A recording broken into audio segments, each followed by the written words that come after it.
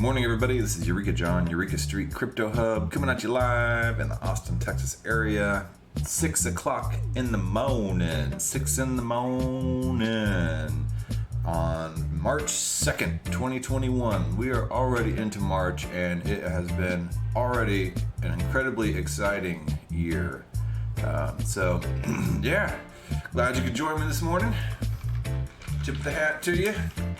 Let's get this day started. Let's check out CoinGecko here, see what we have. Today we're going to be talking about Bitcoin ETFs and the Matic network and Quickswap. But before we get to that, let's take a look at some of these prices. $49,030.72 is right where Bitcoin is sitting at. Yesterday was a green day.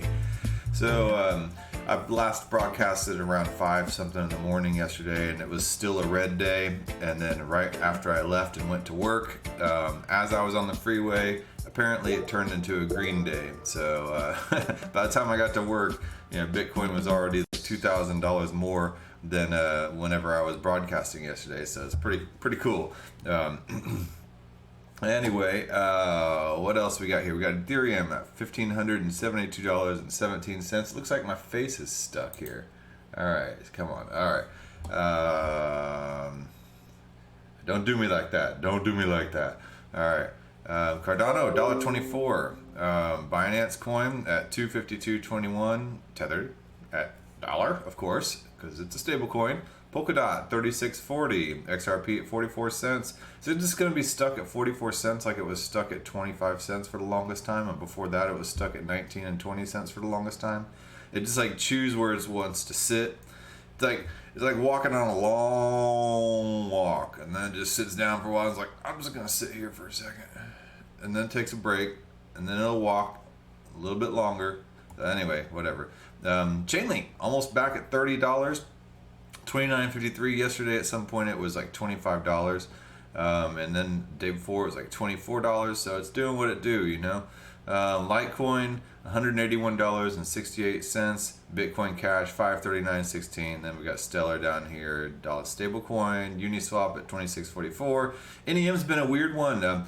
During all this red, NEM's maintained a green status. I don't know what's going on with NEM. I keep saying I need to check this out. I want to check out this coin, and apparently my miner on my computer will mine NEM as well. So yeah, I want to look into that and see what's up. Any of you folks know anything about NEM, hit me up in a DM or a comment or something. And also hit the thumbs up if you can. Helps a brother out, with the algorithm and stuff like that. I'm not trying to bum money. I have a job, but a thumbs up would help. So, or if you're on Odyssey, the little flame thing. And I'm on Patreon too, but I'm not trying to bum money, but whatever. If you want to do that, that's more your speed, your style, you go ahead. Aave, $392.88. Man, come on, Aave, let's do something. But the fact that my Aave tokens are stuck staking on there because it's so expensive to pull them out, it kind of says something too. Cosmos, I like Cosmos at $19.91. I would like it better at 2021, but whatever. Okay, we need Monero, Solana, Theta Network, $369. I'm broadcasting on Theta Network. Huge fan of Theta Network. So let's keep it going. Let me check my Theta stream. Make sure I'm still alone here. Okay, yes, I'm alone. So yeah, I'm here for documenting my crypto journey, and hopefully I get some followers. And I do have a decent amount of followers on YouTube and stuff, and on Theta. But I'm not really here for that. I'm just kind of documenting myself learning about crypto because it's something I'm super interested in. This is my outlet to be able to talk about it, so I don't bug my family and friends and coworkers. So here I am. And this is not financial advice. You don't want to take it as financial advice. You don't even want to take it as educational. You just want to take it as pure entertainment. And you're just kind of voyeuristically watching some dude, talk about this stuff. So, all right. So let me pull this chat box out just in case. Every once in a while, people will jump on the Theta TV chat as I go live. But then again, for Americans, I understand because I'm broadcasting so early. Synthetics Network at 2216. Then we got Elrond at 142.17. And I need to check out Kusama, see what the deal is. Celsius, damn man! Just earlier this morning it was like, or last night it was like 664 or something. Voyager token at 677. Oh wait, no, I was flip flopping Voyager and Celsius. Zilliqa is at 11 cents. Is at 12 cents yesterday. Okay, so those are the ones. Waves at 972. Hedera Hashgraph. I've just jumped on that bandwagon. I just did a video on it. It's at 12 cents. So we'll see what happens with that. I think it's going to do very well. Ren, $1.15. So I'm also on the Ren bandwagon, and we'll see what happens with that. And then we go down here. I have some Energy Web Token. I've had it for a long time, so I will keep holding it until we see what's up. Those big companies like that, they move slow. So Reserve, Hedera Hashgraph, Energy Web Token, Quant Network, all those guys. I hold all three of them, but they're all going to be moving slow because they move at the speed of corporations, which is very slow. And then another one that I have, which will tie into this show here, is Unibright. Let's take a quick look. $1.20, up 13.8%. They just went live, I guess, on the base ledger. They're partnered with Baseline Protocol, and they're on mainnet. And interesting project. Take a quick look. I've gotten some FUD about it from some people. I've been in it long enough to where even if it takes a significant dip, I'm still going to be in profit. So I'm just going to keep holding it, So if you come at me with some FUD and some, stuff like that, I understand. But I'm still be making profit, so I'm not dropping it. But I do think it has a bright future, no pun intended. And sorry, I disagree with the FUD. So. Anyway, let's take a quick look at one of the topics I wanted to talk about. One of them is Quickswap. Quickswap is an exchange I discovered that Unibright just got listed on, and that's how I decided I wanted to check it out. And let's see here. Let's get this to pull up. And here we go. All right, so it's like basically exactly copy and pasted off of Uniswap, just like Binance Smart Chain was. However, the difference is, I believe this is decentralized where Binance Smart Chain is not. But typical thing, you got to, up here in the corner, connect your MetaMask wallet. This is the MetaMask icon. If you don't know MetaMask, you should probably take a look and see what the deal is and install it on your browser. I've used Brave browser because it's, whole Web 3.0 supportive of that, and it's decentralized, it's private, it allows you to earn crypto and to give crypto and give back to the community. So, but MetaMask is a free browser wallet right here, and you can download it and install it. It's real easy. It sets you up with a wallet. Be sure to write down your pass keys, your passwords and stuff like that on a piece of paper or something. But the interesting about MetaMask is it's set up for ERC20 tokens, which is on the Ethereum blockchain. And if you want to do anything else on any other type of blockchain, blockchains don't generally play well together. So you have to set up what's called an RPC.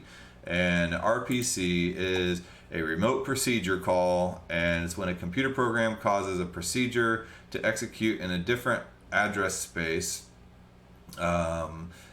which is coded as if it were a normal local procedure call without the programmer explicitly coding the details for the remote interaction. So basically, if you have something on another blockchain, you have to set up an RPC in order to be able to use that blockchain on MetaMask, which is an Ethereum, built on Ethereum blockchain.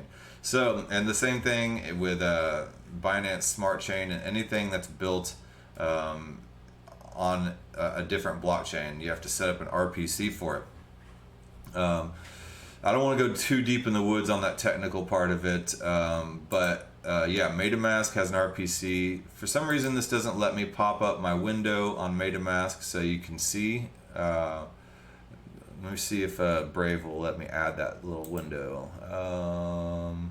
So let's see here, window capture, and okay, and MetaMask Brave. Ta-da! Oh, no, sorry.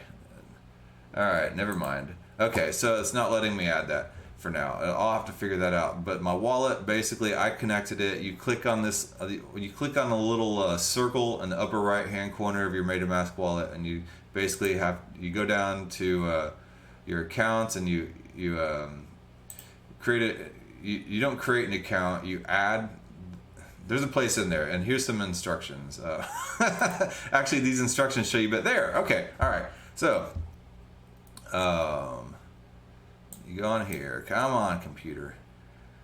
So you connect MetaMask to Matic Custom RPC Mapping Mainnet, and click on the network selection at the top of the app right here, and it drops down and asks you main Ethereum, and then there's also Ropsten, Kovan, Rinkeby, Gurley, and localhost. These are all if you want to test out development, if you're a Solidity developer, and Solidity is the language to build smart contracts on the Ethereum blockchain. And then here you can add in the Matic test mainnet. I added in the Matic one, and I have the Energy Web Token RPC as well. And then here you can generally find the RPC address for anything that is not on Ethereum. If you just Google like Energy Web RPC, Matic RPC, or whatever blockchain you want to use, like Solana RPC, you can put that in there, and it'll give you all this information that you need in order to bring in and show your tokens and operate on that net. So you can't trade back and forth between the ERC20 and the Matic on here, but you can work with them and send them and receive them and things like that. But the cool thing about it is Quickswap has this bridge, a POS bridge that's going to allow this, and we're going to test that out here real quick. Okay, so I'm in. So I went to Matic Wallet, and I set up Matic Wallet here, and I deposited a little bit of Ethereum to my MetaMask, and let's see here. All right, so let's go to Quickswap, and I'm on the Matic RPC, so I'm on the Matic side of things, not Ethereum side of things. And let's see here. Let's go down to Ethereum, balance max. No, okay. So I have to go to the bridge, the POS bridge. Let's see here. Matic, and then let's see here, move funds to Matic mainnet. Okay, so I'm in the bridge from my Matic wallet, and wrapped ether is how it shows up, the Ethereum. So let's do 0.02 wrapped ether, and then we'll move that over to the Matic network. So ta-da! All right, so I have to move it from. So I have Ethereum on my MetaMask wallet on the ERC20 side, and I have to move it over to the Matic network RPC side first before I can do anything with it. So important what's supported: moving funds from Ethereum to Matic. Deposit of funds takes approximately 7 to 8 minutes. What's not supported: delegation to validators. So if I need to try to stake, you don't have to move your funds to Matic. So process funds, estimation of total gas required for this transaction, 1165. Are you serious? I thought Matic was supposed to be so much cheaper. Well, hold on, let me see how much this is. So okay, I might as well move a little more. $47.15, let's say, to Matic network transfer. Okay, continue. $12.91 to move $47 worth of. That's man. Okay, I thought Matic. I mean, I guess it's still cheaper, but. Okay. Well, all right. Let's see what's up. Estimated transaction fee $12.9. Oh my God, dude. Ooh, ouch. Okay, continue. For demonstration purposes, please select the Ethereum network and MetaMask. Okay, so I have to go back to MetaMask here. Ah, geez. Okay. Matic mainnet, Ethereum mainnet. Okay. Continue. All right, so got this transaction going, and I'm confirming it. All right, so it ends up being $9.87 for the gas fee plus. Okay, all right, so and then it ends up being $9.87 instead of $12.91, but still, I guess it's cheaper than it was last week. So, or on if I were just doing something straight on the Ethereum network. Interesting, interesting. So this is going to take a little bit. So in the meantime, let's take a quick look at Bitcoin ETF, because I saw an article that says CBOE applies to, the transaction just got confirmed on Etherscan, so that's going through. The CBOE applies to list first Bitcoin and ETF in the United States.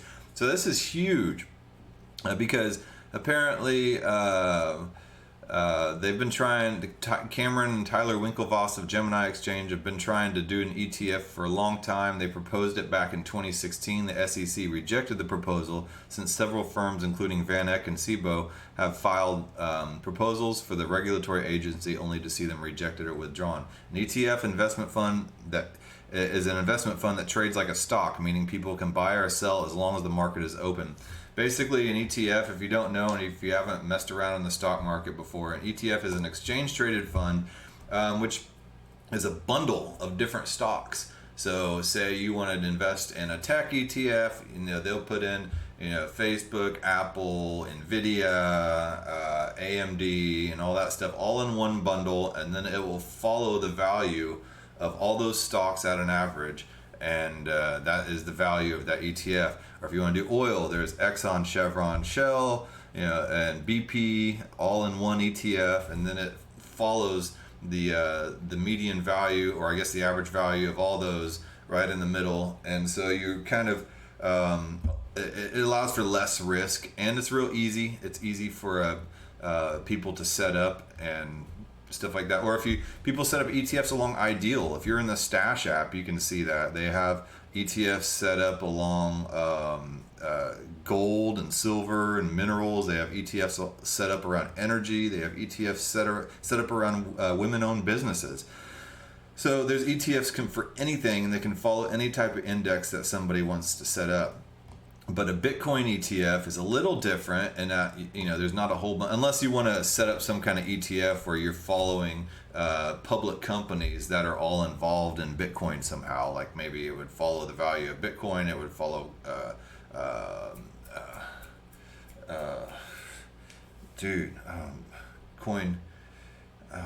Coinbase.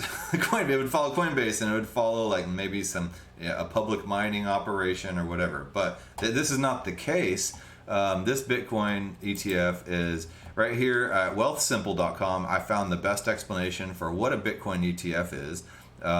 So what is a Bitcoin ETF? It's an exchange traded fund that is publicly traded fund that tracks some underlying asset. It's a tidy financial product that lets investors trade, say, the price of gold or tech companies of the coffee industry all at once. Instead of buying individual shares in Apple and Microsoft and Amazon, an ETF might sell shares in a fund that tracks tech stocks, giving investors exposure to the entire industry. So the premise of a Bitcoin ETF is the same. The price of a share of one would roughly track the price of Bitcoin, providing you with exposure to Bitcoin without having to buy cryptocurrency directly, understand how it works, or work out how to store it. More than that, you can trade it on publicly traded stock markets alongside shares in the companies that run companies like Applebee's or Pizza Hut. The SEC has basically blocked proposals on the grounds that Bitcoin market is easily manipulated and cryptocurrencies are unregulated. The Gemini twins, the Winklevoss twins who own Gemini, they tried to argue the opposite, saying the arguments submitted in support of this claim are incomplete and inconsistent and are unsupported or contradicted by data. They've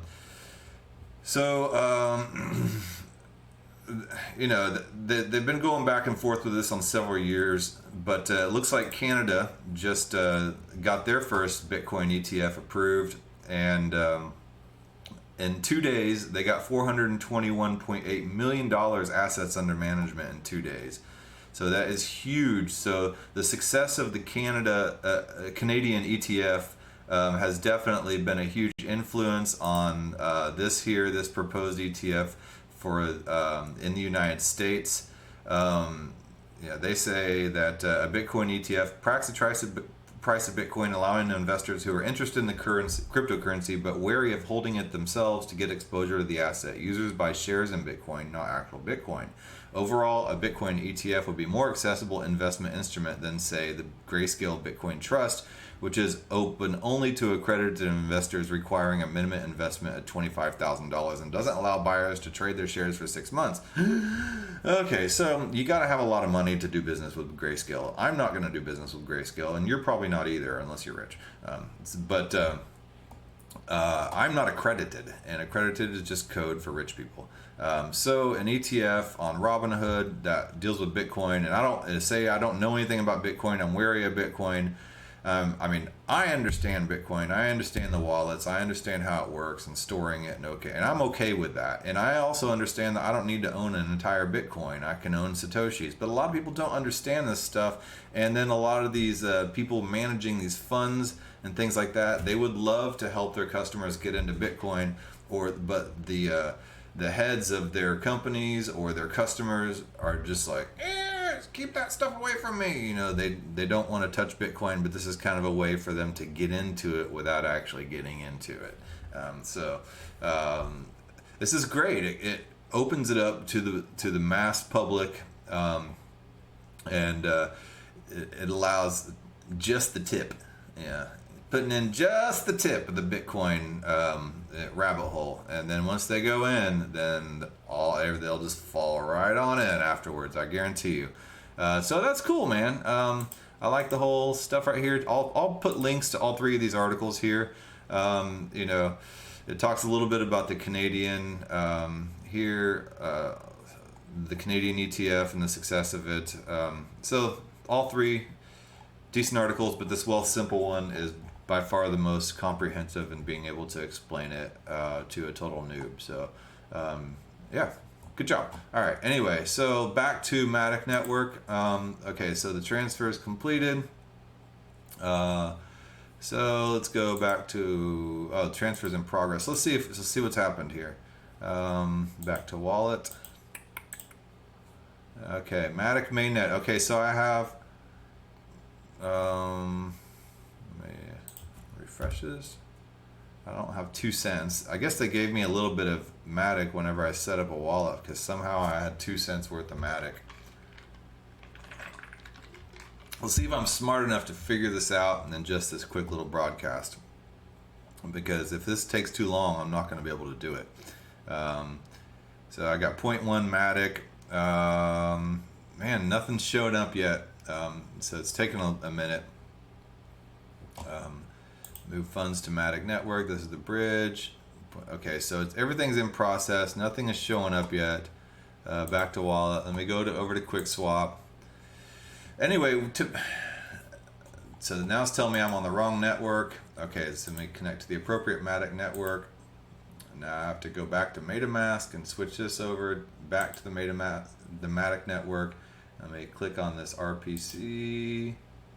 Change that to the Matic mainnet. Ta-da! All right. Okay, so let me check and see if anything's shown up yet. All right, so Ethereum has not shown up yet. It's taken a while. You know, that's the kind of the downside of decentralization is everything takes a little bit longer because they don't have to go to a centralized exchange and they have to wait for all the nodes to validate each other. So, but I think the trade-off is worth it. Yeah, this is all right. So anyway, Quickswap is based on the Matic network. The Matic network is a layer 2 solution for Ethereum, and with everything that's been going on with all the high gas fees with Ethereum, which I kind of just demonstrated right there, even though that's not even the half of it, and why that gas fee is so much is because the way Ethereum is set up is the more users there are, whenever you do a transaction, you have to pay a gas fee in order to try to get your transaction in first, and to have a faster speed, you can opt to pay more. And the more people that are on the network, the more people are going to pay for their fees, and then the fees end up going through the roof. And then yeah, that's just how that whole system works. And then Matic is a layer 2 solution on top of it that mitigates those gas prices a bit.